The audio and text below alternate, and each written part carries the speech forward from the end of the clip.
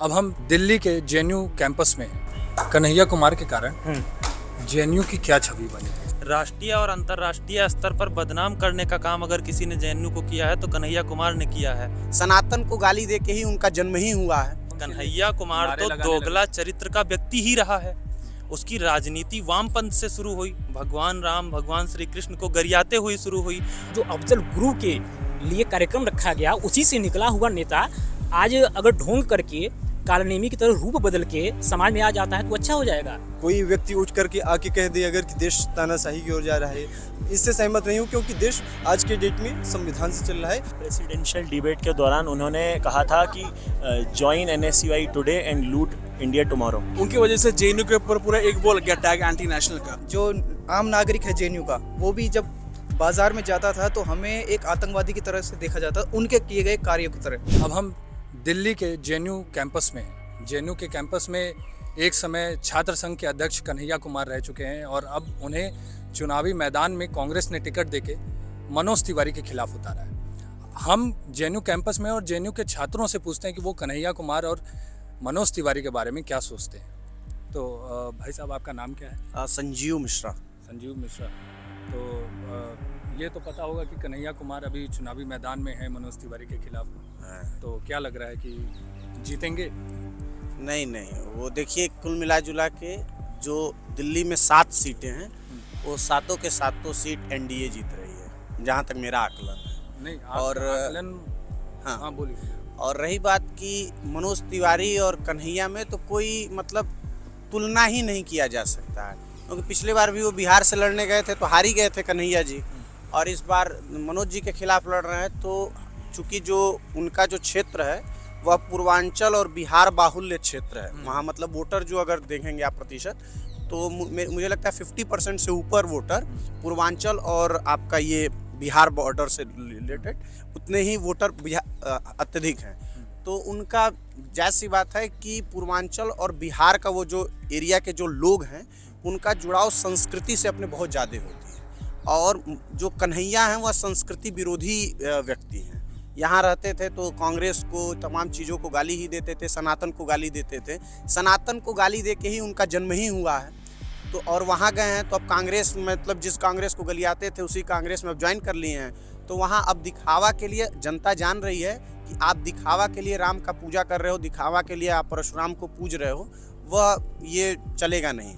तो आपके जेएनयू के ही छात्र हैं, तो आप लोग को तो समर्थन करना चाहिए भैया, वो जीतेंगे तो थोड़ा फायदा होता तो मिलेगा ही। देखिए, हम लोग उस मतलब आपकी आवाज़ बुलंद करेंगे जेएनयू की। बिल्कुल जेएनयू की आवाज़ बुलंद करने के लिए वही थोड़े हैं, बहुत लोग हैं जेएनयू की आवाज़ बुलंद करने के लिए। और मेन बात ये है, आइए इधर आइए, राष्ट्रीय और अंतर्राष्ट्रीय स्तर पर बदनाम करने का काम अगर किसी ने जेएनयू को किया है तो कन्हैया कुमार ने किया है। जब से वो अध्यक्ष बने और यहाँ पर जिस तरीके से नारे लगे, देश का हर एक व्यक्ति जानता है, दिल्ली का हर एक मतदाता जानता है। वो आप कहेंगे कि कोर्ट ने छूट दिया, लेकिन दूसरी बात मैं ये कहना चाहता हूँ कि जैसे सब लोग कहते हैं कि उन्होंने अपने मुंह से कुछ नहीं बोला, पर अगर आप उस आंदोलन को आप उसको लीड कर रहे हैं तो आपका ये दायित्व बनता है कि अगर वहाँ पर चलने वाला आपके पीछे कोई छात्र है या कोई भी व्यक्ति है तो उसके खिलाफ में आप क्या बोले। जो लोग ऐसे देश विरोधी नारे लगा रहे थे, एक बाइट आप दिखा दीजिए कन्हैया का, जब उन्होंने ये बोला हो कि ये लोग गलत कर रहे हैं। अगर आप मौन हैं और आप नेता हैं तो इसका मतलब आप उसके समर्थक हैं। नहीं तो क्या दिल्ली में चुनाव लड़ रहे हैं, कांग्रेस के टिकट से लड़ रहे हैं, इंडिया अलायंस है, तो कुछ फायदा नहीं लग रहा कि जीत जाएंगे? वो अभी तो अरविंद केजरीवाल भी बाहर आ गए हैं, क्या पता अरविंद केजरीवाल उनके लिए कन्हैया कुमार तो दोगला चरित्र का व्यक्ति ही रहा है। उसकी राजनीति वामपंथ से शुरू हुई, भगवान राम भगवान श्री कृष्ण को गरियाते हुए शुरू हुई, और हमने सबने देखा है 4 दिन पहले जब वो नामांकन कर रहे थे तो वो पूजा पाठ कर रहे थे। कौन नहीं जानता है कि कन्हैया की उत्पत्ति किससे हुई। सारे धर्म के पंडित और भी हैं, सबको बुलाया था। हाँ, सबको बुलाया था, लेकिन उनका चरित्र तो सब जानते हैं ना कि तुम्हारी उत्पत्ति कहाँ से हुई। 4 दिन में अगर तुम गिरगिट की तरह रंग बदलोगे तो क्या जनता को नहीं दिखाई देता है? बड़े आराम से दिखाई देता है। वो वोट करेगी और वोट से चोट करेगी। मनोज तिवारी जी जीतने जा रहे हैं। कन्हैया कुमार बोल रहे हैं कि उन्होंने, मनोज तिवारी ने कोई काम नहीं किया है और बस माहौल बना रहे हैं, लेकिन इस बार हम चुनाव जीत जाएंगे। नहीं, हम 2000 से लेके आइए इधर 2000 से लेके मतलब केजरीवाल तक तो दिल्ली में प्रायः कांग्रेस की ही गवर्नमेंट रही। तो कांग्रेस ने क्या किया, इसका भी तो जवाब उनको पूछना चाहिए ना कांग्रेस से। जिस दल से वो लड़ रहे हैं उस दल ने दिल्ली के लिए क्या किया? उस दल ने तो दिल्ली के लिए कुछ नहीं किया। तो मनोज तिवारी जी तो हम लोग उस तो उनके लोकसभा क्षेत्र में मैंने स्वयं मैं घूमा हूँ, मेरा सर्वे रहा है, उसमें बहुत काम हुआ है। वो क्या जान रहे हैं? वो अभी नए हैं दिल्ली के लिए, हमको तो लग रहा है। क्या किया यही बता दो। क्या चीज़, नाम बताइए। मेरा नाम अरुण श्रीवास्तव है, मैं शोध छात्र हूँ यहाँ पे CMS से। अगर कन्हैया कुमार यह कह रहे हैं कि मनोज तिवारी ने कुछ नहीं किया, भाजपा ने कुछ नहीं किया, तो राहुल गांधी को अपनी सीट, अपनी पुश्तैनी सीट छोड़ के भागने की आवश्यकता क्यों पड़ गई? अमेठी और रायबरेली में जो उनकी खानदानी सीट मानी जाती थी, वहाँ पे उन लोगों ने क्या किया? जिस धर्म को पानी पी पी कर कन्हैया कुमार गाली देते थे, आज उन्हें हवन करने की आवश्यकता क्यों समझ आ गई? ये स्पष्ट दिखाता है कि वह जनता को मूर्ख समझते हैं और सत्ता के लालच में, सत्ता के लोभ में वह यह कार्य कर रहे हैं। और यह भारत की जनता इसे स्पष्ट समझ चुकी है और इस चुनाव में ये जनता उन्हें मुंह तोड़ जवाब देगी। तो क्या मनोज तिवारी के लिए थोड़ा सा भी खतरा नहीं है? कन्हैया कुमार खतरा बन नहीं रहे? देखिए, मनोज तिवारी ने क्या किया है इसका जवाब जनता देगी, या कुछ समय बाद क्लियर हो जाएगा। लेकिन यह स्पष्ट है कि वह जनता कन्हैया कुमार के पक्ष में नहीं जाएगी। तो कुछ तो कारण होगा कि कांग्रेस ने उनको टिकट दिया, इंडिया अलायंस भी अब सब कुछ कन्हैया कुमार को लाने के लिए कुछ तो कारण होगा। देखिए, हुई नाव है, उसको बस अपनी नाव जो है डूबने से बचानी है। तो जो व्यक्ति उसको दिख रहा है वो उसको टिकट दे रहे हैं, आप ये समझिए। मेरा नाम राकेश है, मैं CHS का छात्र हूँ। मैं जब JNU में आया था तो मेरे जो पेरेंट्स हैं वो काफ़ी डाउटफुल थे कि आप ऐसे इंस्टीट्यूट में जा रहे हो जहाँ पे देश विरोधी नारे लगते हैं। तो हमारे इंस्टीट्यूट, आप बोल रहे हैं इंस्टीट्यूट से नाम आप रिलेट कर रहे हैं, तो मैं पहले बता दूं, इस इंस्टीट्यूट का अगर नाम बदनाम हुआ है तो उसके लिए सबसे जो मेजर जो रिस्पॉन्सिबल पर्सन है वो खुद ही हैं। अब भाई साहब ने बोला था कि कोर्ट से बरी कर दिए, शायद आपने बोला था कि आप देखिए, आप उस आंदोलन का हिस्सा हैं और आपने कोई मतलब शांत कराने का कोशिश नहीं करा, उसके अगेंस्ट में कोई स्टैंड नहीं लिया, बल्कि आप बोल रहे हैं कि मेरे को तो कोर्ट से वो कर दिया गया है। तो उसमें काफ़ी डिफरेंस है, ठीक है। आपने डायरेक्टली इनडायरेक्टली उन चीज़ों को सपोर्ट करा और आप उसके हिस्सा थे, आप इस बात से छुपा नहीं सकते खुद को। इसकी वीडियोग्राफी है, वीडियो प्रूफ्स हैं, एविडेंसेस हैं। और रही बात मनोज तिवारी की, तो जनता बेहतर जानती है इलेक्शन में कैसे जवाब देना है, वो जनता पे छोड़ दीजिए। अगर JNU का कोई और छात्र अगर इस चुनावी मैदान में उतरा होता तो क्या आप लोग कहते हैं कि अगर कन्हैया कुमार के अलावा कोई और होता तो देखिए, कन्हैया कुमार के अलावा JNU के बहुत सारे पास आउट लोग हैं। निर्मला सीतारमण जी हैं, जयशंकर जी हैं, जिन्होंने हमारे संस्था का एकदम मान सम्मान बढ़ाया है, ना केवल संस्था के बल्कि हमारे देश का भी मान सम्मान बढ़ाया है। वो तो डिपेंड करता है कौन व्यक्ति हो। अगर आप दूसरा व्यक्ति बता दें तो मैं उसके बारे में बिल्कुल एनालिसिस कर दूंगा, तो डिपेंड करता है। अगर उस लायक कोई व्यक्ति होगा तो हम बिल्कुल उसके लिए खड़े होंगे, बात करेंगे, सपोर्ट करेंगे। सुरक्षित करने का अगर कोई कार्य करे, कोई भी JNU का ऐसा थोड़ा है कि राइट विंग के ही लोग, नहीं, राइट विंग के ही ऐसा नहीं है। जो भी JNU में पढ़ रहा है, अगर वो लोकतंत्र की बात करता है, वह देश को जोड़ने की बात करता है, तो ऑफकोर्स वो ऐसा थोड़ा है कि राइट विंग का ही वो माना जाएगा। राष्ट्र से प्रेम करने वाला राइट विंग का ही नहीं होगा, ऐसा नहीं है भाई। वो किसी भी दल में हो सकता है, लेकिन वो लोकतंत्र की बात करे, वो देश को जोड़ने की बात करे। ये नहीं कि अब देश को आप तोड़ने की बात करो। बात JNU छात्र संघ की हो रही है और आप आज़ादी किनारे लगा रहे हो फिलीपींस की, तो ऐसे थोड़े होगा, ऐसे थोड़े कोई राजनीति होती है।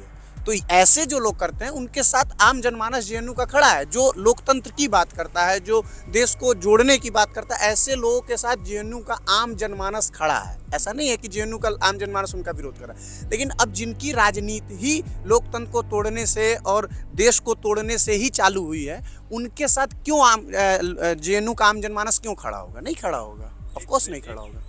जिम्मेदार विपक्ष की जिम्मेदारी होती है कि वो कंस्ट्रक्टिव क्रिटिसिज्म करें। आप विपक्ष को देख लीजिए वो क्या कर रहा है, कहीं से मुझे वो कंस्ट्रक्टिव क्रिटिसिज्म नहीं दिख रहा है। वो केवल एक व्यक्ति को गाली दे रहे हैं, वो केवल एक पार्टी को गाली दे रहे हैं, और सारे के सारे वो एक हो गए हैं उस व्यक्ति को हराने के लिए। उनके पास और कोई प्रोग्राम नहीं है कि वो, जैसे अब मैं देखता हूँ कि महिलाओं को 1-2 लाख रुपए दे देंगे, संभव नहीं है भाई साहब। इससे पहले भी उन्होंने बहुत सारा ऐसा कहा था कि मैं इतना पैसा दे दूंगा अकाउंट में एनुअली। तो ये सब चीज़ें long term. Bharatiya Janata party भी कर रही है ना, लखपति दीदी BJP भी चला ही रही है, तो उन्होंने भी कह दिया हम करोड़ों लखपति बनाएंगे। करोड़ों कांग्रेस लखपति ने कह दिया बस करोड़ों लखपति बनाएंगे, और इन्होंने कहा है डायरेक्ट अकाउंट में पैसे दे देंगे। उन्होंने बोला है कि स्किल डेवलपमेंट करेंगे, मुद्रा योजना के थ्रू लोन देंगे, बच्चों की पढ़ाई में वृद्धि करेंगे। तो ये सब चीज़ें डिफरेंस यहाँ पे साफ चले। काम की ही बात करें तो आप पैसे की ही बात कर रहे हो, तो आप देखिए कि पहले के समय में इन्हीं के प्रधानमंत्री थे राजीव गांधी, इन्हीं के कांग्रेस के ही मतलब दल से चुने गए थे प्रधानमंत्री। तो वो कहते थे कि 1 रुपये हम दिल्ली से भेजते हैं तो 25 पैसा जिसको भेजते हैं वहाँ पहुँचता है। आज मोदी जी केंद्र में बैठ के 2000 रुपये प्रत्येक किसान के खाते में 2 महीने पे भेज रहे हैं, तो 2000 में से 1999 तक नहीं हो रहा है, वो 2000 का 2000 पहुँच रहा है। क्यों? क्योंकि एकदम घोटाला हो ही नहीं रहा है। उनके समय था कि जाते जाते वो पैसा कहाँ कब पहुँचता था, और यहाँ 1 मिनट बटन दबता है कि दूसरे सेकंड में उसके खाते में पेमेंट हो जाता है। तो ये तो अच्छा ही काम है इसके। और देखिए, आम जनमानस हमेशा जो भी अच्छा काम करेगा उसकी हम बड़ाई भी करेंगे, अगर कोई गलत कार्य करेगा तो उसका हम खुल के विरोध भी करते हैं। यही असली कन्हैया कुमार में कुछ तो अच्छी बात होगी। देखिए, कन्हैया कुमार में एक अच्छी बात यही है कि वो झूठ को बहुत अच्छे से परोस लेते हैं। सबसे बड़ी बात तो बहुत अच्छी बात है उनके। कन्हैया कुमार बने कैसे? उनका जो इमरजेंस है वही विवादित है। तो अच्छी बात हम कैसे देखेंगे? जब वो अच्छे चीज अच्छे कार्य करके समाज में आएंगे तब उसका अध्ययन किया। तो बोल रहे हैं कि अब अच्छे कार्य अब कैसे क्या होता है? जिस कार्यक्रम में वो सम्मिलित रहे, जो कार्यक्रम पूरा विवादित रहा, जो अफजल गुरु के लिए कार्यक्रम रखा गया, उसी से निकला हुआ नेता आज अगर ढोंग करके कालनेमी की तरह रूप बदल के समाज में आ जाता है तो अच्छा हो जाएगा। उसका इमरजेंसी गलत है, उसकी उत्पत्ति ही गलत तरीके से हुई है। तो क्या कांग्रेस को टिकट देना गलत है? अब ये देखिए, अभी उन्होंने कहा कि कांग्रेस डूबती हुई पार्टी है। देखिए, कांग्रेस की राजनीति जो रही है हमेशा देश को तोड़ने वालों का साथ देने की रही है, या आतंकवादी गतिविधियों में संलिप्त रहने वाले लोगों को समर्थन करने वाली रही है। कांग्रेस के प्रधानमंत्री रहते हुए जब कश्मीर को तोड़ने वाले और वहाँ पर आतंकवादी गतिविधियों को संचालित करने वाले लोगों को बुलाकर यहाँ पर सम्मानित किया जाता था, और नरेंद्र मोदी जी की गवर्नमेंट बनी है, वो सारे लोग जब सलाखों के पीछे हैं। आज जब शांति व्यवस्था कायम हुई है धारा 370 हटने के बाद में, और रही बात कांग्रेस की, तो कांग्रेस ने जिसको भी टिकट दिया है उनकी पहली योग्यता होती है देश को गाली देने वाला कांग्रेस का प्रत्याशी होगा, और जनता ऐसे लोगों को हराकर फिर मुंहतोड़ जवाब देगी, और तीसरी बार फिर से नरेंद्र मोदी जी को जिताने जा रहे हैं। भाई, आपका नाम क्या है? मेरा नाम जयंत है और मैं यहाँ पे मास्टर्स का छात्र हूँ। जहाँ तक आपने एक बात बोला कि जेएनयू जो है वो सिर्फ कन्हैया कुमार के नाम से नहीं जाना जाता है, आपने बोला कुछ और भी लोग होंगे जिनके समर्थन में यहाँ के जनमानस है, यहाँ के लोग हैं, जेएनयू के छात्र हैं। तो आपको बता दें कि बिहार सरकार में, वर्तमान बिहार सरकार में एक मंत्री थे सुमित कुमार, आप नाम जानते हो, निर्दलीय उन्होंने इलेक्शन जीता था, वो जेएनयू के ही छात्र थे। आज निर्मला सीतारमण से लेकर जयशंकर जी से लेकर जितने बड़े बड़े आप मंत्री देख रहे हैं वो जेएनयू के छात्र रहे हैं। जेएनयू एक सिर्फ कन्हैया कुमार या इस वामपंथियों के लिए नहीं जाना जाता है। जेएनयू के पास ऐसे बहुत सारे रिसोर्सेज हैं, चाहे वो आज एकेडमिया में चले जाइए, ब्यूरोक्रेसी में चले जाइए, स्पोर्ट्स में चले जाइए, कहीं किसी क्षेत्र में आप चले जाइए, जेएनयू के छात्र परचम लहराते दिखते हैं। तो जब आप राजनीति में भी कहिएगा कि कन्हैया कुमार गए तो जेएनयू के छात्र क्या बोलना है, तो जेएनयू का छात्र यही बोलना है कि जेएनयू हमेशा भारत के साथ खड़ा रहा है, भारत के विरोध में नहीं खड़ा रहा है। कुछ छात्र हैं यहाँ पे, 100-200 छात्र थे जो ये ढोंग अफजल गुरु के फांसी पे, उसके अलावा अभी भी आप कुछ दिन पहले आयशा यहाँ एक मार्च निकाली थी, नक्सलवाद जिंदाबाद ऐसे कर ये कुछ छात्र हैं और कुछ नक्सली यहाँ पे जो अर्बन नक्सल से वो पढ़ रहे हैं यहाँ पे, जिनका ये काम ही है जेएनयू को बदनाम करना और भारत को बदनाम करना। तो और जहाँ तक रही कन्हैया जी की बात की, जो इलेक्शन लड़ रहे हैं वो मनोज तिवारी के खिलाफ, तो आपने पिछले बार भी देखा हुआ जब बेगूसराय से इलेक्शन लड़ रहे थे 2019 में, मैं बेगूसराय का ही रहने वाला हूँ, तो गिरिराज दा वहाँ 4 लाख वोट से जीते थे। और 4 लाख मार्जिन बहुत बड़ा होता है, अच्छे जो पॉपुलर लोग होते हैं वो भी 4 लाख वोट से नहीं जीतते हैं। तो जब गिरिराज दा अगर 4 लाख वोट से जीत रहे हैं तो उसमें गिरिराज दा के तो महानता है ही, उनका प्रसिद्धि और उनका जो चार में वो तो है ही। कन्हैया कुमार का जो कारनामा जो उन्होंने किया था, जो जिस चीज़ से वो जिस क्रांति से वो निकले थे, वामपंथ के क्रांति से, जो रिलीजन को ओपियम मानता था, और आज रिलीजन का ही कल परशुराम जयंती मना रहे हैं, परसों कल कोई भगवान की जयंती मना रहे हैं, शिव भगवान का वो पूजा कर रहे हैं। तो ये जो ओपियम से एकाएक उनका जो धर्म परिवर्तन हुआ है, रंग परिवर्तन हुआ है, धर्म परिवर्तन तो क्या ही कर सकते हैं, रंग परिवर्तन जो हुआ है उनका, तो वो बेगूसराय की जनता ने भी पहले भांप रखा था। और दिल्ली की जनता तो फिर भी बोला जाता है कि दिल्ली महानगर है, यहाँ की जनता पढ़ी लिखी है, तो यहाँ की जनता जानती है कि कैसे। जेएनयू के छात्र कन्हैया के साथ हैं? जेएनयू के छात्र कन्हैया के साथ कैसे होंगे? मैं बोला कि हर कॉइन का जो होता है मतलब 2 पहलू होता है। मैंने बोला जब यहाँ जो पॉजिटिव लोग हैं, जो भारत की बात करते हैं, जो यहाँ पे पढ़ने वाले अच्छे छात्र हैं, जो भारत में एक ऐसी क्रांति लाना चाहते हैं जो पढ़ाई लिखाई वाली हो, जो एक पॉजिटिव एस्पेक्ट हो जिस चीज़ का। कन्हैया जी ने तो निगेटिव एस्पेक्ट में काम किया था ना, वो तो अफजल गुरु की जयंती मना रहे थे, उसका समर्थन कर रहे थे। तो जब आप ऐसे समर्थन कीजिएगा तो आप कैसे किसी जनमानस से, किसी कुछ छात्र से आप ये उम्मीद रखिएगा कि आपको समर्थन दें। तो हमारा समर्थन जयशंकर जी के साथ है। हम जयशंकर जी को यहाँ पे अभी जितने छात्र हैं, आप SIS चले जाइए, SSS चले जाइए, SL चले जाइए, उनको अपना आइडियल मानने लगे हैं। हमारा जो साथ है वो सुमित जी के साथ है, हमारा साथ हमारे जो मंत्री हैं, वित्त मंत्री, उनके साथ है। तो हमारा साथ ऐसे देशद्रोहियों के साथ नहीं होता है। तो हम अपने दिमाग से बहुत क्लियर है कि हमारा साथ किसको देना है। एक अच्छे व्यक्तित्व के उस पे भी साथ होना चाहिए। जैसे कन्हैया का व्यक्तित्व भी हमको लगता है मतलब दोहरा चरित्र उनके जीवन में देखने को मिलता है। अरविंद केजरीवाल अब समर्थन करेंगे तब? अरविंद केजरीवाल समर्थन तो करेंगे, तो उनके समर्थन करने से क्या हो जाएगा?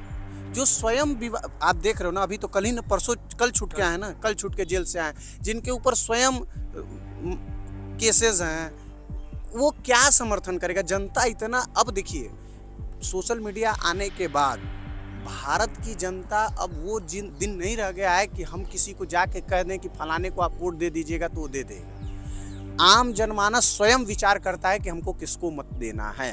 और आम जनमानस ये जो समय चल रहा है, उस समय के चक्र को पहचान गया है कि वर्तमान में जितने इंडिया अलायंस बनाए हुए हैं सब अपने आप को, चाहे आप उत्तर प्रदेश में चले जाइए, अखिलेश यादव को स्वयं मालूम नहीं है कि क्या बोलना है।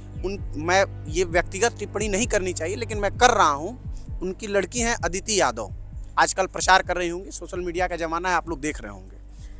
मैं देखा परसों मैनपुरी में या किसी ज़िले में वो गई थी प्रचार करने, और एक वृद्ध महिला उनका पैर छूने जा रही थी और वो लड़की पैर छुआ रही है। तो अखिलेश यादव क्या अपने लड़की को यही संस्कार दिए हैं कि किसी वृद्ध महिला से अपने पैर छुलवाना चाहिए?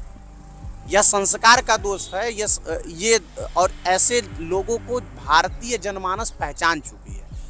लालू प्रसाद यादव के लड़के देख लिए, सब लोग तो अपने अपने लड़कों को ही लॉन्च करने में लगे हुए हैं। एकमात्र देखिए, कहना हम लोग ऐसा थोड़े कि हम लोग बीजेपी के हैं, बीजेपी के समर्थक हैं, ऐसा कुछ नहीं है।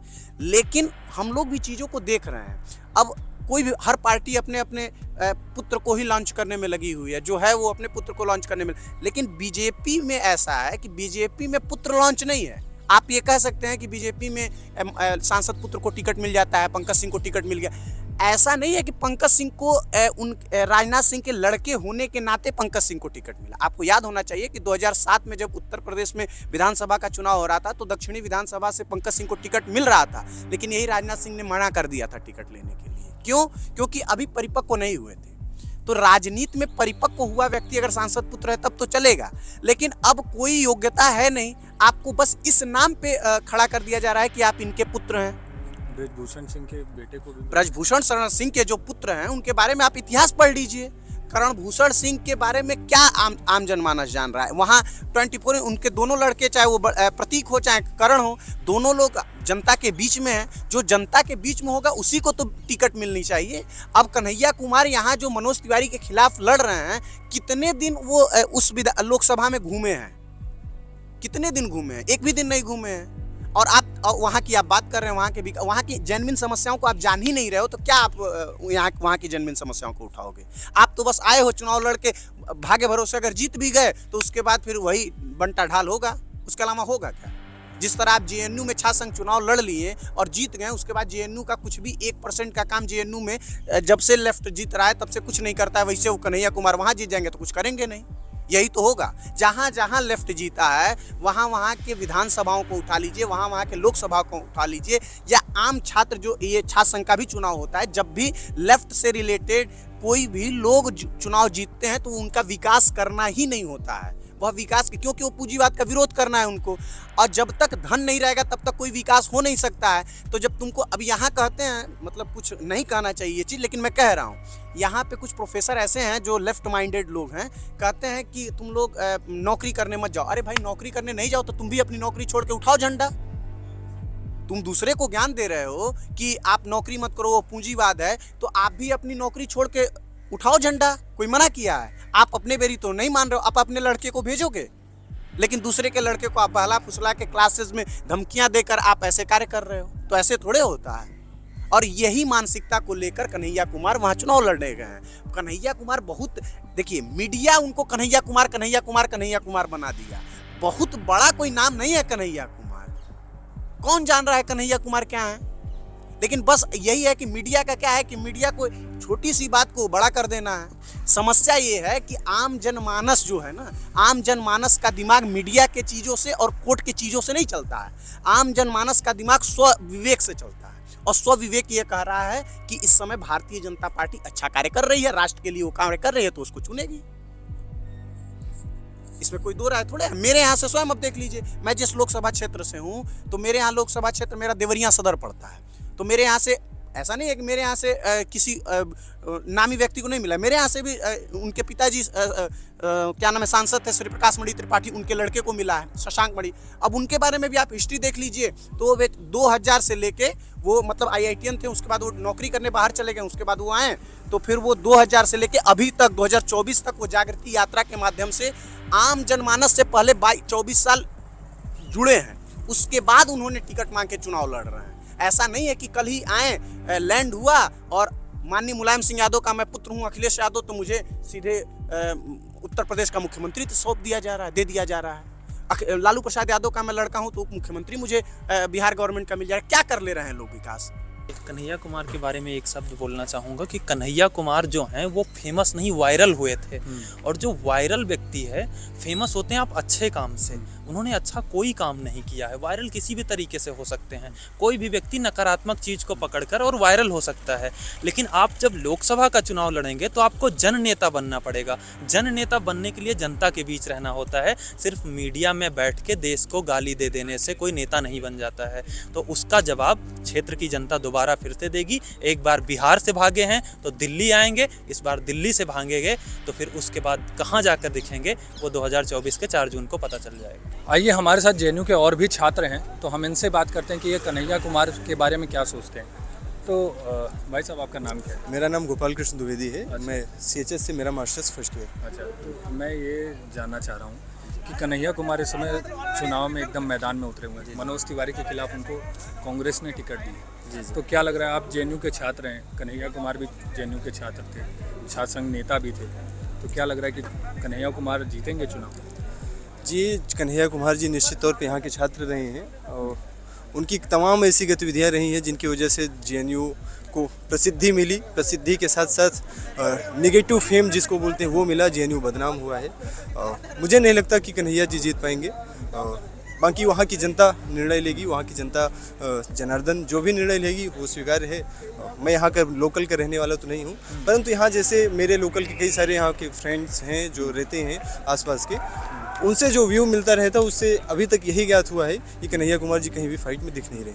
अच्छा, तो जैसे कहा जा रहा है कि देश में तानाशाही चल रही है, तानाशाही जैसा माहौल हो गया है। भारतीय जनता पार्टी, अगर मोदी जी अगर फिर से प्रधानमंत्री बनते हैं तो तानाशाही चरम पर हो जाएगी। तो क्या लग रहा है कि ऐसा कुछ है? जी नहीं, मैं नहीं मान रहा हूँ। तानाशाही न देश में अभी है न आगे भी रहेगा, क्योंकि हमारे पास संविधान है। देश संवैधानिक मूल्यों पर चलता है, न कि किसी व्यक्ति के कह देने पर। कोई व्यक्ति उठ करके आके कह दे अगर कि देश तानाशाही की ओर जा रहा है, देश डिक्टेटर हो गया है, डिक्टेटरशिप में चल रहा है, तो ऐसा मैं इससे सहमत नहीं हूँ, क्योंकि देश आज के डेट में संविधान से चल रहा है, आगे भी संविधान से ही चलेगा। नहीं, तो आरोप यही लग रहा है कि संविधान खतरे में है, और सिर्फ एक आदमी नहीं बोल रहा है ना, पूरी इंडिया अलायंस बोल रही है। इतने बड़े बड़े पार्टियाँ हैं, इतने बड़े बड़े नेता हैं। अरविंद केजरीवाल कल तक जेल में थे, आज जेल से बाहर हैं, वो आज आके बयानबाजी कर रहे हैं। आज उन्होंने भाषण भी दिया है जेल से निकलते ही, अगर कि संविधान खतरे में है। प्रधानमंत्री कुछ दिनों में रिटायर हो जाएंगे, फिर अमित शाह जी को प्रधानमंत्री बना देंगे। अगर देश खतरे में होता तो अरविंद केजरीवाल जी स्वतंत्र रूप से जिस प्रकार से बोल रहे हैं वो बोल ही ना पाते। पहली चीज़ तो देश खतरे में नहीं है, जुडिशरी अपना काम कर रही है। अगर जुडिशियल प्रोसेस में वो अगर दोषी पाए जाते हैं, जेल में जा रहे हैं, तो इसमें भी प्रधानमंत्री या किसी व्यक्ति को हम दोषी क्यों ठहराएं? यही है। तो मुझे नहीं लगता कि देश डिक्टेटरशिप। भाई साहब, आपका नाम क्या है? जी नमस्कार, मेरा नाम कृष्णा चौहान है। मैं यहाँ पे CHS में फर्स्ट ईयर का मतलब छात्र हूँ, मॉडर्न हिस्ट्री का, JNU में। तो क्या लग रहा है कि कन्हैया कुमार चुनाव जीतेंगे?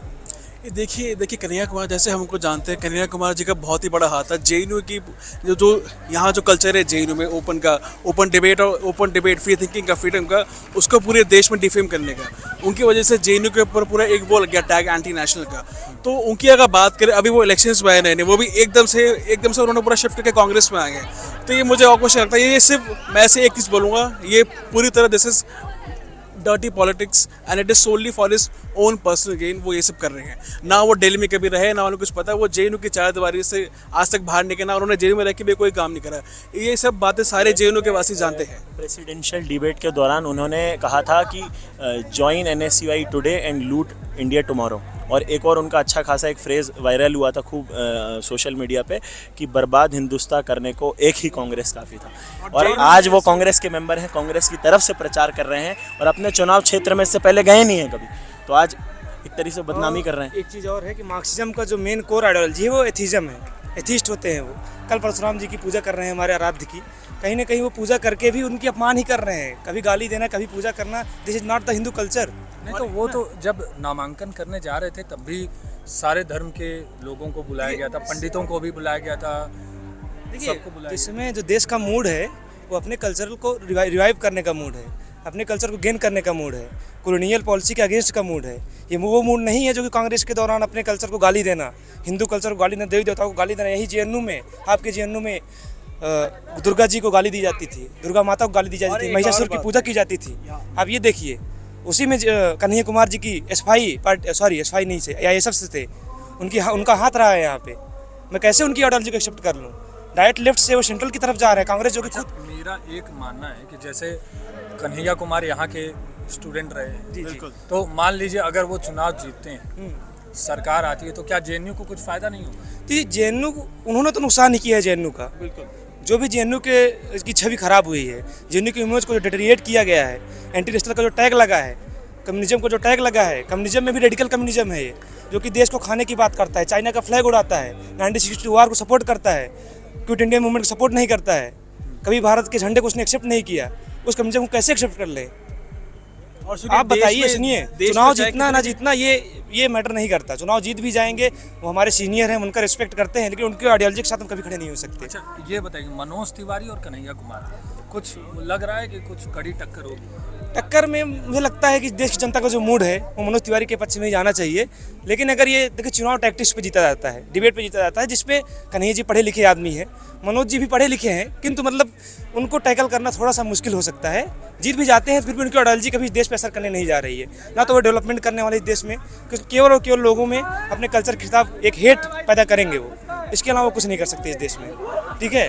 और हम जेएनयू के छात्र हैं, हमने यहाँ पे आके देखा, यहाँ पे एक आइडेंटिटी क्राइसिस चलता है, जो कि लेफ्ट के द्वारा एक प्रोपेगेंडा चलता है कि कोई मुस्लिम है, कोई दलित है, बस वही पॉलिटिक्स होती है। ब्राह्मणों को, क्षत्रियों को और आपको बनिया को यहाँ पे लिखता है ब्राह्मण बनिया भारत छोड़ो ना, और यहाँ पे लिखा जाता है मोदी तेरे सर कटेंगे। तो ये सब क्या है? चाइना जिंदाबाद का नारा यहीं लगा है, चाइना के फ्लैग हमने खुद अपनी आंखों से देखे हैं। यहाँ पे झेलम एक हॉस्टल है, वहाँ पे कुछ एक कब्जा है एक विशेष कम्युनिटी का, जो कि उनके द्वारा खुद क्रिएट किया गया है। वहाँ पे आके हालत देखिए, मैं खुद रहता हूँ उस हॉस्टल में, उसके रिपरकशंस मैं फेस कर रहा हूँ, मुझे पता है। मुझे कन्हैया से पर्सनल प्रॉब्लम नहीं है, कन्हैया जी से, हमारे सीनियर हैं, ठीक है, पढ़े लिखे हैं, कोई समस्या नहीं है, लेकिन उनकी आइडियोलॉजी से मैं कभी भी एक्सेप्ट नहीं कर सकता, एडमिट नहीं कर सकता उनकी आइडियोलॉजी को मैं। जैसे कृष्णा जी ने भी पॉइंट आउट किया, जो एंटी नेशनल की जो छवि है जेएनयू पर लगाया, कि जेएनयू एकेडमिक्स के लिए कितना कुछ इसने किया है देश में। यहीं से हमारे उमेश कदम जैसे प्रोफेसर निकले हैं, जो कि इस मराठा लिटरेचर पर कभी काम ही नहीं हुआ हिस्ट्री में। उसको एक शिवाजी को एक इन्वेडर और प्लंडर कहा गया, हमारे शिवाजी, जिन्होंने हिंदू कल्चर की इतनी बड़ी बात की, हिंदू पदपतशाही की अवधारणा दी गई, उनको एक प्लंडर कहते हैं यहाँ के हिस्टोरियन। उसके खिलाफ उमेश कदम जी ने कदम उठाया। तो हम कैसे सपोर्ट करते कन्हैया जी को, जो यहाँ तक बोलते हैं आर्मी को भी गाली दी जाती है, कहते हैं आर्मी रेप करती है। ये कैसे मान लें हम? जो आर्मी हमारे पुलवामा अटैक के बदला लेती है, पुलवामा करती है, उसको हम कैसे मतलब अपने देश के कोर आइडियोलॉजी जो हमारी नेशनलिज्म है, जो हमारा पैट्रियटिज्म है, उस पर कोई अगर हाथ उठाता है तो हम उसको किसी भी at any cost we can't accept that. देख, कन्हैया जी पे यही राय है। मैं उसी लोकसभा का वोटर भी हूँ साथ साथ। तो हमने देखा है जेएनयू में इन लोगों ने कैसे बात की थी। जैसे कश्मीर वाला जो 9 फरवरी 2016 में हुआ था, ये सब कुछ करने के बाद इन्होंने पल्ला झाड़ लिया कि मैं वहाँ पे था ही नहीं। और वो व्यक्ति जो कहता था कि ज्वाइन एनएसयूआई टुडे लूट इंडिया टुमारो, आज खुद वो राहुल गांधी के चरणों में पड़े हुए हैं। कल को बात करते थे कैसे अंबानी का बेटा तुरंत राजा बन जाता है, तो राहुल गांधी किस प्रोडक्ट का है? वो तो मिडिल क्लास से बन के नेता नहीं बने हैं। प्लस कन्हैया जी अपॉर्चुनिज्म का एक बेहतरीन नमूना है। बल्कि मनोज तिवारी ने, तो मैं वहाँ पे रहा हूँ, मैं जानता हूँ, उन्होंने 3 केंद्रीय विद्यालय वहाँ पे उस इलाके में खुलवाए हैं। और कन्हैया के साथ साथ उनकी जो पूरी गैंग थी, उमर खालिद, जो दंगे हुए हैं उसी सीट पे हुए थे नॉर्थ ईस्ट दिल्ली में, उसी केस में अंदर हैं। सरजील इमाम उसी केस में अंदर हैं, और ये सब इनका पूरा गिरोह पूरी तरह से एक्टिव है। नहीं तो आप उसी क्षेत्र में हैं जहाँ पे आपको वोट देना है, आपको वहीं पे वोट देना है। कन्हैया कुमार है और मनोज तिवारी। कन्हैया कुमार में कुछ तो ऐसी चीज़ें होंगी जिसको सोच के आप अगर चाहें तो जी, कन्हैया कुमार में कुछ अच्छी चीज़ें हैं, जैसे ब्रेकिंग इंडिया फोर्सेस का अच्छा यूज़ कर रहे हैं। आप उनके 3 दिन का जो कार्यक्रम लगा है वो देखिए, उनका मेन फोकस मुस्लिम सीटों पे है, वर्ग विशेष की सीटों पे उनका फोकस है। मुस्तफ़ाबाद, सीलमपुर वाले एरिया पे उनका पूरा फोकस है, क्योंकि वो लोग ध्रुवीकरण की और बांटने की राजनीति करते हैं देश को, तो इसलिए उनका विशेष फोकस। मनोज तिवारी जी का कोई काम और ये सब? मनोज तिवारी ने वही केंद्र केवी वाले उन्होंने स्कूल खुलवाए हैं। प्लस कोरोना काल में बाकी जो सांसद विधायक एक्टिव नहीं थे, वो उस टाइम पे एक्टिव दिखे थे, गरीबों को राशन बांटना हो, ये सारी चीज़ों उन्होंने। वो कन्हैया कुमार आरोप लगा रहे हैं कि मनोज तिवारी ने कोई काम नहीं किया और सिर्फ मोदी जी के नाम पे वोट लेंगे।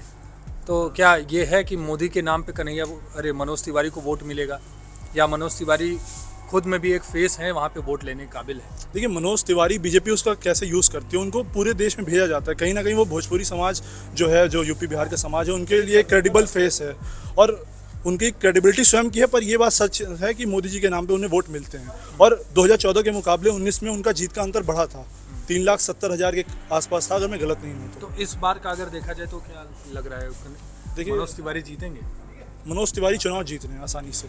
बस कन्हैया कुमार पूरी तरह से ध्रुवीकरण के ऊपर निर्भर हैं, पर चुनाव नहीं जीत पाएंगे। और अगर अरविंद केजरीवाल बड़े नेता हैं, इंडिया अलायंस में भी हैं, उतर चुके हैं, जेल से बाहर आ चुके हैं। अच्छा, अगर मान लीजिए हाँ, कल ही आए वो जेल से बाहर, अगर मान लीजिए कि वो कन्हैया कुमार के लिए रैलियाँ करने लगे, कन्हैया कुमार के समर्थन में नारे लगाने लगे, तो क्या कोई इफेक्ट पड़ेगा? भाई साहब, 2019 चुनाव में बीजेपी का जो वोट शेयर था वो 50% से ज़्यादा था, कांग्रेस आप कंबाइंड करके। और प्लस पॉलिटिक्स, केमिस्ट्री, मैथमेटिक्स का खेल नहीं है, वो केमिस्ट्री का खेल है। 1+1 11 नहीं होता उसमें, तो सारे वोट तो उधर ट्रांसफ़र करा नहीं पाएगी आम आदमी पार्टी। ये साथ लड़ रहे हैं, अच्छी बात है, चुनाव मज़ेदार होगा, पर बीजेपी जीत रही है पूरी तरह से चुनाव। अच्छा, आपका क्या नाम है? जी, मेरा नाम है राहुल कुमार मीणा। मैं जैसे कि यहाँ JNU में काफ़ी सालों से हूँ। मैंने JNU का वो दौर भी देखा है जब यहाँ पे, जैसे कि सबको पता है कि जब से JNU बसा है तब से यहाँ पे एक गुट, जिसको हम लेफ़्ट की आइडियोलॉजी से रिलेट करते हैं, उसका हमेशा यहाँ पे दबदबा रहा है। मैंने इन सालों में ये चीज़ देखा है 2014 से पहले कि एंटी नेशनलिटी की बात करना यहाँ पे एकदम रियली कॉमन थिंग थी। एक्चुअली जैसे कन्हैया का आप जो क्या करें, मतलब जिक्र कर रहे हैं। आप कितने साल से हैं? मैं 24 साल से हूँ, एंड मैं 24 साल से यहीं पला बड़ा हूँ। अच्छा, यहीं पे? हाँ, तो एक्चुअली मैंने ये यहाँ का एकदम ग्राउंड लेवल पे रह के देखा है कि यहाँ पे आइडियोलॉजी कैसे काम करती है। जैसे कि हाँ जी, जैसे कि जिन हॉस्टलों के मेरे मित्र आज की तारीख में जिन हॉस्टलों में रहते हैं, उन हॉस्टलों में कभी एक ज़माना था जब वहाँ पे चाइना के झंडे लगे रहते थे, और वहाँ की आइडियोलॉजी को सपोर्ट करते हुए लोग दुनिया को वो करते थे। अब जैसे कि आप कन्हैया का जिक्र कर रहे हैं, तो कन्हैया के का दौर भी हमने देखा। उनके दौर में एक नारे लगे थे हिंदुस्तान के टुकड़े होने के लिए। तो उस दौर में जैसे कि JNU जब बसाया गया था, तो एक एजुकेशन इंस्टीट्यूशन के तौर पे बसाया गया था, एक नेशनलिटी को सपोर्ट करने के लिए। बट जब एंटी नेशनल नारे लगे, तो उस ज़माने में जैसे कि जो आम नागरिक है JNU का, वो भी जब बाज़ार में जाता था तो हमें एक आतंकवादी की तरह से देखा जाता, उनके किए गए कार्यों की तरह, क्योंकि उन्होंने नारे दिए, उनके नारे दे के वो तो चले गए आज की तारीख में JNU से, अपने आप को रिलेट कर रहे हैं भले, लेकिन वो जा चुके हैं। लेकिन JNU की छवि पे जो उन्होंने दाग लगाया, जो लेफ्ट के होने के नाते उन्होंने जो दाग आज तक वो लगा है, आज की तारीख में भी किसी भी आम नागरिक से हम पूछें तो JNU को एक आतंकवादी संगठन से रिलेट करता है, और आतंकवादी संघियों का वो मानता है कि आतंकवाद JNU से पलपता है। जैसे कि हमारे परिवार, हमारे मित्रगण हैं, इनके परिवार वाले जब JNU एडमिशन के टाइम पे ये आए थे, तो इनके परिवार वालों ने भेजा था कि आप इन सबसे दूर रहिएगा, क्योंकि हमको लगता है कि आज JNU आतंकवाद का गढ़ है, क्योंकि वहाँ से कन्हैया जैसे लोग निकले हैं, लेफ़्ट आइडियोलॉजी का वो है, और पाकिस्तान, उमर खालिद एंड चाइना की आइडियोलॉजी को सपोर्ट करते हैं। बिकॉज उस टाइम 2014 से पहले तो यहाँ पे एकदम कॉमन थिंग थी कि किसी भी लेफ़्ट आइडियोलॉजी या फिर मतलब चाइना के झंडे को सपोर्ट करना, एंटी नेशनल नारे दे देना और नेशनलिटी की बातें करना एक तरीके से क्राइम था। जैसे कि 2014 से पहले आप कोई भी रिक्रूटमेंट देख लीजिए, यहाँ पे आइडियोलॉजी के बेसिस पे रिक्रूटमेंट और एकेडमिक्स हुआ है। अगर आप ग्राउंड लेवल पे जाकर रियलिटी चेक करेंगे तो 2014 से पहले या मतलब जो हमारी पार्टी है बीजेपी, उसकी सत्ता में आने से पहले यहाँ पे क्या हुआ ये तब पता चलता है जब हम ग्राउंड रियलिटी पे देखते हैं यहाँ के एकेडमिक्स प्रोफेसर्स क्या थे और आज की तारीख में हमें हमारी पार्टी आने के बाद यहाँ पे हमें क्या मिला है। जैसे कि उमेश अशोक कदम जैसे प्रोफेसर मिले हैं जिन्होंने नेशनलिटी के ऊपर बहुत काम किया है, हमारे भारतीय इतिहास के ऊपर बहुत अच्छा कार्य किया है। जो भी तो मैं ये पूछ रहा हूँ कि आप 24 साल से हैं यहाँ जी। पे, तो आपने कन्हैया कुमार का भी दौर देखा होगा जी। तो आप कभी सामने सामने मिले उनसे? जी, हम जब जिस ज़माने में कन्हैया जी यहाँ पे थे उस ज़माने में हमारी स्कूलिंग चल रही थी। जैसे कि मेरी स्कूलिंग थी, मे बी मैं 10th के आसपास था। एक्चुअली मुझे एग्जैक्ट टाइम पीरियड याद नहीं है बिकॉज, लेकिन उस टाइम पे जेएनयू में जैसे कि ऐसा कुछ नहीं है कि ऐसा यहाँ पे कल्चर है कि नॉर्मली लोग मिल जाते हैं, ऐसा नहीं है। तो उस टाइम पे वो हमको दिख जाते थे, मिल जाते थे। जैसे कि हमें पता रहता था कि हाँ भाई ये जेएनयू एसयू के प्रेसिडेंट हैं, कि बिकॉज हम खेलते थे तो वो भी उसी पार्क में ग्राउंड में खेलने आते थे बिकॉज यहाँ पे कॉमन है, सब एक ही जगह पे खेलते हैं। तो उस ज़माने में हमको पता था। बट जैसे ही ये मुद्दा उछला, जब वो नारे लगे और जब कन्हैया के ऊपर बातें चली, तब सबको खुल के सामने आया कि जेएनयू में असल में क्या हो रहा है। नारे दिए जा रहे हैं, कमरों में बैठ के देश के खिलाफ बातें करी जा रही हैं, ऐसी आइडियोलॉजी को फैलाया जा रहा है जो देश के हित के लिए सही नहीं है, देश के विकास के लिए सही नहीं है। One thing I will like to add more that you have said that, आपने कहा था कि ये जो है केजरीवाल जी बड़े लीडर हैं। मैं ऐसा नहीं मानता क्योंकि वो सेल्फ प्रोक्लेम्ड बड़े लीडर हैं। फ्रीबीज बांटना कहाँ तक इकोनॉमी के लिए सही है? नहीं, मेरा इसलिए मैंने कहा कि भाई एक सबसे तेजी से उभरती हुई पार्टी है, राष्ट्रीय पार्टी बन गई। उभरती हुई पार्टी के ऊपर आप लोन देखिए, उनके घोटाले देखिए, बिजली फ्री कर देना, पानी फ्री कर देना, आप वो भी अमीरों के लिए फ्री कर रहे हैं, गरीबों के लिए फ्री कर रहे हैं। उसमें एक दायरा बनाना जरूरी है जीवन में, और किसी भी इकोनॉमी अगर ऐसी ही चलती है तो उसमें एक दायरा बनाएंगे। और कांग्रेस के एक सांसद जी बात करते हैं, एक नेताजी बात करते हैं कि हम जो है अमेरिका में एक सिस्टम है कि 40% से ऊपर जिनके पास पैसा है, 40% लोग वो पैसा उनको बांट दिया जाना चाहिए। ये कैसे, अगर ऐसे हम बांट देंगे तो हमारी इकोनॉमी कैसे डेवलप होगी? अमेरिका का जो डिस्कोर्स, अमेरिका का इकोनॉमिक डिस्कोर्स है वो इंडिया के इकोनॉमिक डिस्कोर्स से काफ़ी डिफरेंट है। आप बात कर रहे हैं सैम पित्रोदा की। जी, तो वो तो रिटायर हो गए, कांग्रेस ने उनको निकाल दिया। निकालने की ये जो स्पूरियस पॉलिटिक्स है उसको हम भी समझते हैं, आप भी समझते हैं। This is a very spurious politics. ये नकली पॉलिटिक्स है, ये प्रिटेंड करते हैं हम निकाल दिए हैं। मणिशंकर अय्यर जी क्या बोलते हैं अपने मोदी जी को, हमारे प्रधानमंत्री जी को, जो कि उस समय वर्किंग प्रधानमंत्री, उनको क्या बोलते हैं? और जहाँ तक बात रही इनके कन्हैया कुमार जी की, उनकी और पूरे गैंग की, जो कि सेल्फ प्रोक्लेम्ड इंटेलेक्चुअल हैं। इंटेलेक्चुअल तो रियल में नहीं है। उनके जो एक बहुत बड़े क्या एक्टिविस्ट बोल सकते हैं आप उन्हें, एक्टिविस्ट तो है नहीं, साजिल इमाम जी, वो अपने फेसबुक पेज पे क्या लिखते हैं कि this constitution is a Hindu constitution, go come and burn it, you are PhD scholar. मतलब आप जो बाबा साहब अम्बेडकर जी ने जिस कॉन्स्टिट्यूशन को बनाया, आप उसको जलाने की बात करते हैं। आप मनुस्मृति भी जलाएंगे और कॉन्स्टिट्यूशन भी जलाएंगे, तो देश में अराजकता फैलाना चाहते हैं आप। कम्युनिज्म क्या है?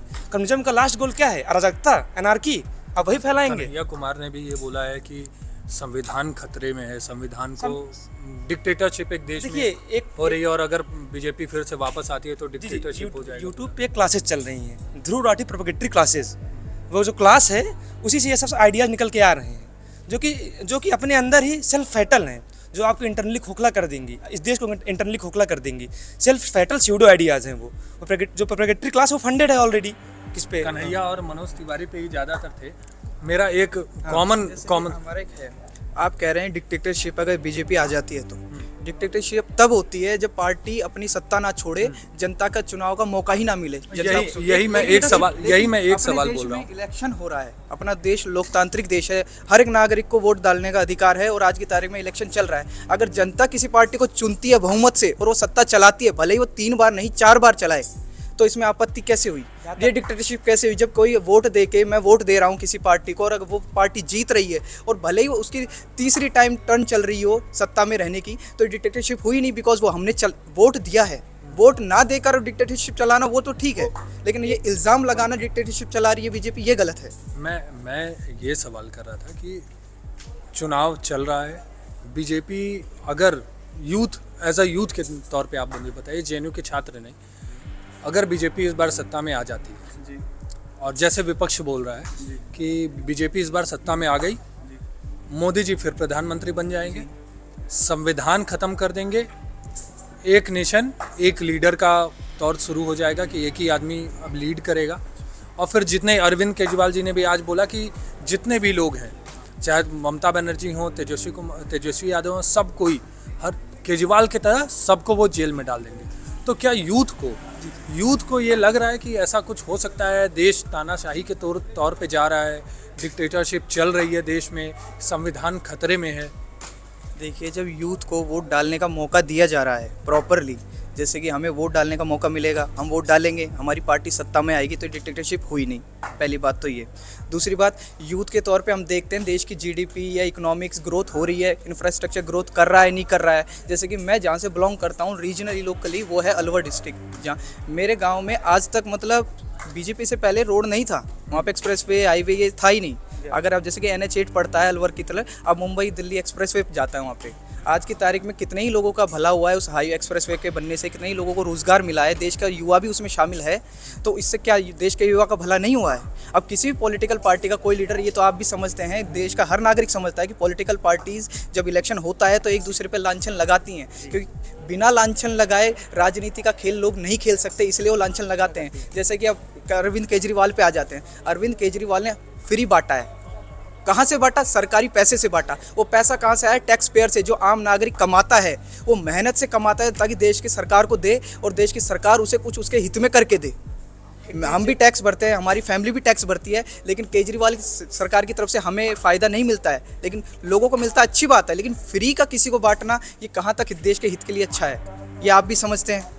मुझे इस पे बताइए कि क्या लग रहा है कि देश में तानाशाही है? जी नहीं, देश में तानाशाही का सवाल ही तब उठ सकता है जब वोटिंग ही ना हो, हमें चुनाव का मौका ही ना मिले। कोई भी आम नागरिक उठ के जब खड़ा हो सकता है, कंटेस्ट कर सकता है किसी भी पोजीशन के लिए और वोट अपने नाम पे वोट मांग सकता है, हम उसे वोट दे सकते हैं, हमें ऑप्शन है चूज़ करने का कि हम किसको वोट दें, तो ये डिक्टेटरशिप या तानाशाही कैसे हो सकती है आप बताइए। पंजाब में केजरीवाल जी की सरकार है, दिल्ली में भी केजरीवाल जी की सरकार है, यहाँ पे तो उनको तानाशाही नहीं दिखी। यहाँ पे क्यों किसी पार्टी को तानाशाही नहीं दिखी? क्योंकि वो जीत गए वहाँ पे। जहाँ पे जीतते हैं वहाँ पे तानाशाही उन्हें नहीं दिखती, लेकिन जहाँ पे हार जाते हैं वहाँ पे EVM से लेके तानाशाही तक का सवाल खड़ा कर दिया जाता है पोजीशन की तरफ से। ऐसा क्यों? ये सवाल आप उनसे जाके एक बार पूछिए कि वो ऐसा क्यों ही करते हैं। पंजाब के इलेक्शन में उन्होंने ये सवाल नहीं खड़ा करा, दिल्ली के इलेक्शन होते हैं तब नहीं खड़ा करते, MCD के इलेक्शन होते हैं तो वो खड़ा नहीं करते, राजस्थान इलेक्शन में भी नहीं करते, लेकिन हार जाते हैं तो खड़ा कर देते हैं कि भाई कैसे जीत गए, EVM चेक करवाइए। जबकि हमारा इलेक्शन कमीशन ऑफ इंडिया इस चीज़ का बार बार नोटिस मतलब प्रेस रिलीज निकाल चुका है कि जिसको भी डाउट है वो आइए, हमारे पब्लिकली उस चीज़ को हैक करके बताइए। अगर इनको डाउट है, जो पब्लिकली हैक करने के लिए जाता है तो करिए, आप हैक करके बताइए पब्लिकली प्रेस के सामने। जब वो इलेक्शन कमीशन ऑफ इंडिया आपको आगे से बुला रहा है कि आप हैक करके बताइए कि कैसे वोटिंग मशीन हैक होती है, तो आप बताते क्यों नहीं? पोजीशन लीडर इस पे चुप क्यों बैठ जाता है जब इलेक्शन कमीशन ऑफ इंडिया जब अपना जवाब देता है? एक चीज़ मैं इसमें ऐड करना चाहूँगा। आपने बात की तानाशाही की। सबसे पहले तानाशाही देश में अगर हम इस देश में जाने तानाशाही सबसे पहले किसने लगाई तो नेहरू जी थे। कैसे? मैं आपको एग्जांपल देता हूँ। UAPA एक एक्ट होता है जिसे प्रिवेंटिव डिटेंशन एक्ट कहते हैं।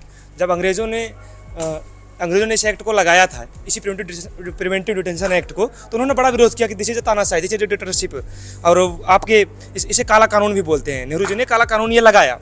अब उन्हें डिक्टेटर कैसे नहीं बोल सकते? इकोनॉमी को पूरा कंट्रोल में रखा, पावर केवल एक व्यक्ति के हाथ में रही। उसके बाद जो है आप शिक्षा मंत्री देखिए, फाइनेंस मिनिस्टर, शिक्षा मंत्री देखिए, एजुकेशन मिनिस्टर देखिए, वो आप किस कम्युनिटी से आते हैं? एक अलीगढ़ मुस्लिम यूनिवर्सिटी से आते हैं। कैसे? जो अलीगढ़ मुस्लिम यूनिवर्सिटी 2 नेशन थ्योरी को सपोर्ट करती है, पार्टीशन ऑफ इंडिया को सपोर्ट करती है, जो यह कहती है घर घर जाके ड्यूरिंग पार्टीशन कि पाकिस्तान बनने के क्या क्या फ़ायदे हैं, आप उसके किसी प्रोफेसर को आप शिक्षा मंत्री बनाते हैं। कैसे आप हिस्ट्री खराब कर रहे हैं? आप एक चीज़ और ध्यान दीजिएगा, जो भी मार्क्सिस्ट हिस्टोरियन है वो कैसे जो भी इंडियन कल्चर में, जो हिंदू कल्चर में जो भी एज ग्लोरीफाई किए गए हैं, गुप्ता एज हो गए, वैदिक एज हो गए, उनमें कमियां ढूंढते हैं। उनको बोलते हैं this is a feudal age. Gupta age को फ्यूडल एज बोला जाता है। उसको बोलते हैं इसमें गरीब जनता का इसमें शोषण हुआ, एक्सप्लॉयटेशन हुआ, उसी को टारगेट करते हैं। जबकि आप और मुस्लिम इसको देखेंगे, वो कहेंगे वो बड़े अच्छे थे। अकबर जिसने मंदिर तोड़े, औरंगजेब ने मंदिर तोड़े, हमारे काशी विश्वनाथ जी के मंदिर को तोड़ा गया, जो कि वहाँ पे इस्टेब्लिश किया गया था, अपने आप इस्टेब्लिश हुआ रुद्राक्ष की एक माला गिरने से। यही हमारे पुराणों में लिखा गया है। आप उसको तोड़ते हैं। आप और उस पर क्या उस पर डिस्क्रिप्शन आता है, इरफान हबीब क्या बोलते हैं उस पर कि उसमें डाकू आ गए थे, उसको भगाने के लिए वो मंदिर नष्ट कर देते हैं। ये कौन सी बात होती है भाई? डाकू भगाने के लिए आप मस्जिद भी नष्ट करिए। जामा मस्जिद कभी नहीं नष्ट हुआ, आज तक कभी नहीं हुआ। और जामा मस्जिद एक बार खोखला किया गया था अंग्रेज़ों के द्वारा। वो जो है असली रिबिलियंस को वो शेल्टर देता था, उसको नष्ट नहीं किया गया, उसको थोड़ा शहीद किया गया। उसी के बाद जो है आपके ये आते हैं मौलाना क्या नाम, अलीगढ़ मुस्लिम यूनिवर्सिटी में नाम स्लिप कर रहा है मेरा, उनका नाम है सर सैयद अहमद खान, जो 2 नेशन थ्योरी को सपोर्ट करते हैं, जो लिखते हैं कि 1857 की क्रांति में मुस्लिमों का हाथ नहीं था वो, और ब्रिटिशर्स के बहुत ज़्यादा लॉयल होते हैं। वो कहते हैं ट्रू नेशन थ्योरी का जो बॉर्न होता है वहीं अलीगढ़ मुस्लिम यूनिवर्सिटी से आता है। सबसे बड़ा मेरा क्वेश्चन है कि कांग्रेस सरकार ने कैसे उस यूनिवर्सिटी के प्रोफेसर को शिक्षा मंत्री बनाते हैं जो कि हिस्ट्री को, अपने इंडियन हिस्ट्री को ख़राब करके रख देती है पूरी तरीके से। हिंदू कल्चर को as a culture feudal culture बोला जाता है। अनटचेबल्स की एक कॉन्सेप्ट, मनगढ़ंत कॉन्सेप्ट है अनटचेबल्स का, ऐसा कुछ है नहीं। कास्ट सिस्टम जो कि फंक्शनल सिस्टम हुआ करता है एक टाइम पे, उसको एज अ प्रोजेक्ट करते हैं जैसे कि इसने जो कि पूरा बेस ऑफ एक्सप्लॉयटेशन था, जो कि ऐसा नहीं था। जैसे क्लास है यूरोप में, वैसे हमारे यहाँ कास्ट था जो कि बहुत ज़्यादा फंक्शनल था, एक प्रॉपर डिवीजन था, लेकिन उस डिवीजन का ऐसा नहीं था कि सीलिंग थी, उसमें इंटर कनेक्शन होता था, इंटर मिंगलिंग होती थी। हमारे यहाँ इंटर कास्ट मैरिज के भी उदाहरण मिलते हैं हमारे यहाँ। लेकिन आप जो है, हाँ, ये सब जब बातें ख़त्म कब होती हैं? जब मलेक छाते हैं, जब मुस्लिम आते हैं, हमारी यूनिवर्सिटी को जलाया जाता है, नालंदा विश्वविद्यालय के सारे डॉक्यूमेंट्स जला दिए जाते हैं, हमारे सारे जो साइंस और उस पर रिसर्च हुए हैं उसको जला दिए जाते हैं, तब हमारे ऊपर आरोप लगता है कि ये कास्ट सिस्टम था। अच्छा, ये बताइए कि कन्हैया कुमार के कारण जेएनयू की क्या छवि बनी? देखिए, कन्हैया कुमार ही इसमें एक अकेले आदमी नहीं थे, मैं उन पे ब्लेम नहीं करूँगा। वो चुनाव के मैदान में वही। अच्छा ठीक है, कन्हैया कुमार के ही अगर बातें करें तो उन्हीं के एक बहुत खास मित्र जो है उमर खालिद जी बोलते हैं भारत तेरे टुकड़े होंगे। उसके बाद एक पर्टिकुलर रिलीजन का एक स्लोगन लिया जाता है, उसको मैं नहीं बोलूँगा यहाँ पे, क्योंकि कल मेरा गला यहाँ रहे न रहे, किसको भरोसा। ये बात है। दूसरी बात, कन्हैया कुमार जी आर्मी को रेपिस्ट बोलते हैं आर्मी रेप करती है। कि भाई आर्मी रेप करती है तो आपकी रक्षा कौन करता है? आपकी रक्षा ये लेफ्टिस्ट करते हैं, आपकी रक्षा चाइनीज करते हैं, आपकी रक्षा रशियन जो है स्टालिन जो हुआ करता था वो करता है।